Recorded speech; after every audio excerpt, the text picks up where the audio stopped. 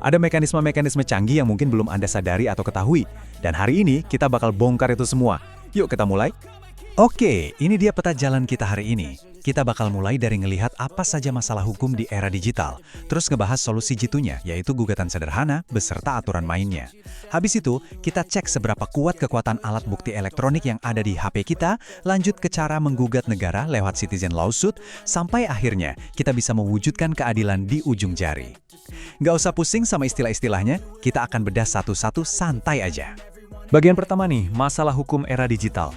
Kita buka obrolan ini dengan ngeliat langsung apa aja sih kerentanan dan risiko nyata yang tiap hari kita hadapi di tengah pusaran ekonomi digital saat ini. Coba deh saya tanya, pernah nggak sih Anda ngerasa ketipu pas lagi transaksi online? Ini tuh skenario yang, ya ampun bikin frustrasi banget dan sumpah deket banget sama keseharian kita semua. Berdasarkan data dan dokumen pengadilan, kasus-kasus kayak ditipu admin, arisan online, kena investasi bodong, atau misalnya Anda lagi ngebangun bisnis terus pesan bahan material kayak papan MDF, barangnya nggak pernah sampai. Padahal Anda udah transfer duitnya loh. Janjinya manis di awal, tapi ujung-ujungnya si penjual ngilang gitu aja. Seringkali kita mikir, udahlah duitnya juga nggak seberapa, mending diikhlasin aja daripada ribet urusan hukum. Tapi, tunggu dulu. Apa iya kita harus selalu ngalah dan diam saja? Nah, poin krusialnya di sini adalah kita harus benar-benar paham nih, entah itu barang yang gagal dikirim atau kasus penipuan arisan online tadi. Di mata hukum perdata, ini tuh masuk ke dalam istilah yang benar-benar bisa ditindaklanjuti. Istilah hukumnya itu one prestasi, yang gampangnya berarti ingkar janji. Atau dalam beberapa konteks lain bisa juga disebut sebagai perbuatan melawan hukum. Jadi ini bukan sekedar nasib buruk atau Anda lagi apes aga ya. Ini adalah pelanggaran kontrak. Dan yang paling penting buat diingat, ini adalah sesuatu yang sepenuhnya bisa Anda lawan secara sah di pengadilan. Masuk ke bagian 2, solusi tepat, yaitu gugatan sederhana. Nah, yang bikin mekanisme ini benar-benar menarik adalah gimana dia ngejungkir balikan asumsi lama kita selama ini. Kan selama ini kita selalu mikir kalau pengadilan itu lelet, berbelit-belit, dan pasti makan biaya gede banget buat warga biasa kan? Ternyata ada solusinya loh. Didukung penuh sama otoritas tertinggi kita, yaitu Mahkamah Agung. Lewat Peraturan MA Nomor 4 Tahun 2019, lahirlah sebuah solusi nyata yang dikasih nama gugatan sederhana. Kalau di luar negeri, sistem kayak gini sering banget disebut Small Claims Court. Mekanisme ini benar-benar secara eksplisit dirancang buat memperbaiki ketimpangan akses keadilan. Tujuannya jelas, kasih jalan hukum yang gampang dan murah buat masyarakat kecil dan menengah. Jadi keadilan di pengadilan bukan cuma monopoli perusahaan-perusahaan besar aja. Coba kita bandingkan sebentar biar kelihatan jelas banget bedanya. Kalau Anda pakai jalur gugatan perdata biasa, Anda mungkin harus siap ngadepin proses persidangan yang berbulan-bulan lamanya. Belum lagi nanti kalau pihak sana nggak terima, ada proses banding, terus kasasi yang beneran bisa makan waktu bertahun-tahun. Bikin capek hati dan dompet kan? Tapi dengan gugatan sederhana ini, kita kayak nuker tahun-tahun yang melelahkan itu dengan proses yang super ramping dan efisien. Putusannya mengikat loh. Dan satu-satunya upaya hukum kalau ada yang nggak terima, itu cuma ngajukan keberatan dalam waktu 7 hari. Udah, batasnya itu aja. Nggak ada tuh yang namanya proses banding atau kasasi tradisional yang panjang tak berkesudahan itu. Kelihatan banget kan kalau sistem ini didesain biar super berpihak sama efisiensi waktu warga biasa? Lanjut ke bagian 3, aturan main gugatan sederhana. Biar makin paham, mari kita masuk ke detailnya dan lihat gimana sih aturan main ini dibikin sedemikian rupa jadi alat yang luar biasa memberdayakan, tapi tentunya tetap punya batasan-batasan ketat biar prosesnya nggak ngelantur kemana-mana. Ada beberapa kriteria utama yang wajib dipenuhi kalau mau pakai jalur ini. Pertama, nilai kerugian material Anda itu batas maksimalnya di angka 500 juta rupiah. Nominal ini udah cukup banget loh buat mencakup sebagian besar kasus penipuan online skala menengah sehari-hari. Kedua, Anda dan pihak tergugat harus tinggal di yurisdiksi pengadilan yang sama. Kalau dua syarat ini tembus, Anda udah di posisi yang pas banget buat ngegas pakai jalur cepat ini. Tapi ingat ya, ini nggak berlaku buat sengketa tanah atau kasus-kasus yang butuh pengadilan khusus. Terus, yang bikin makin cepat juga, sidangnya cuma dipimpin sama satu orang hakim tunggal aja, bukan majelis hakim yang rame-rame itu. Jadi proses ketok palunya jauh lebih lincah. Nah, sekarang tolong ingat baik-baik angka ajaib yang satu ini, 25. Kenapa angka ini krusial banget buat Anda tahu? Karena menurut peraturan, sebuah perkara gugatan sederhana itu wajib, sekali lagi ya, wajib diselesaikan dalam waktu maksimal tepat 25 hari kerja, terhitung sejak sidang pertama dimulai. Coba bayangin deh, kurang dari sebulan. Dalam waktu sesingkat itu, Anda udah bisa dapat kepastian hukum dari negara atas uang atau hak Anda yang dirampas tadi. Alur persidangannya juga benar-benar nyegerin, saking simpelnya. Pertama, Anda tinggal mendaftar. Terus, di awal sidang, hakim tunggal ini nggak langsung kaku ngehakimi, tapi bakal secara aktif nyoba memediasi biar kedua belah pihak bisa berdamai dulu.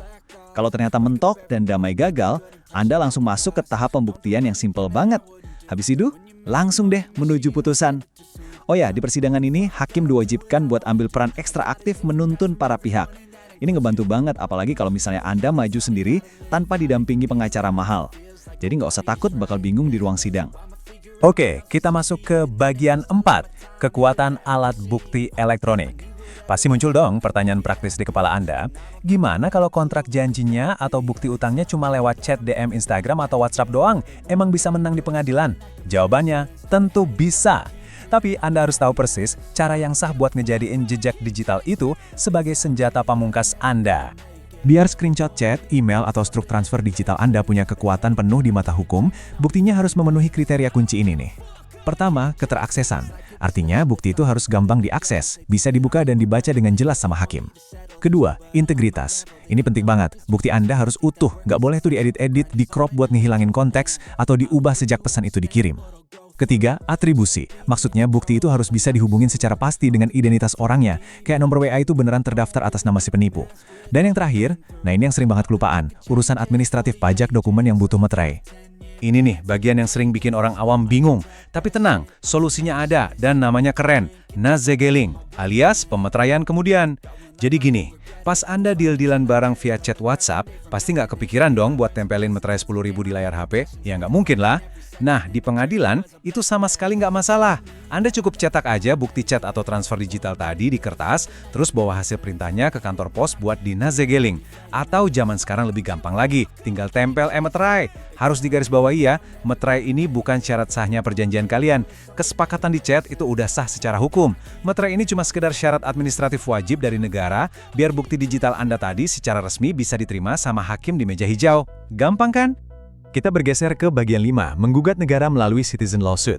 Dari tadi kan kita ngomongin soal ngelawan pedagang nakal atau penipu online secara individu. Tapi, coba kita luaskan pandangannya.